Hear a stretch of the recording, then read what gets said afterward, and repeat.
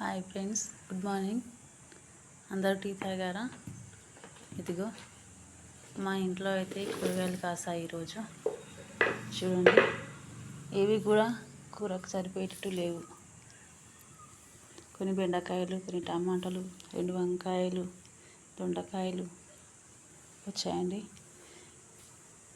మాకైతే ఈరోజు పెళ్ళి ఉంది కాబట్టి వంట చేయట్లేదు. ఇవి రేపటి కోసం తెంపాను, కూదలు వచ్చి తింటాయేమో అని. మా గ్యాస్ అయితే అయిపోయింది, మేము ఇంకా టీ తాగలేదు.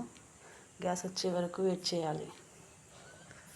రైస్ కుక్కర్లో టీ పెట్టుకుందామంటే దీంట్లో రైస్ ఉంది నైట్ది, కాబట్టి తప్పక గ్యాస్ వచ్చే వరకు వెయిట్ చేయాల్సిందే. మరి మేము ఇక మీరంతా టీ తాగారా ఫ్రెండ్స్? Okay, bye.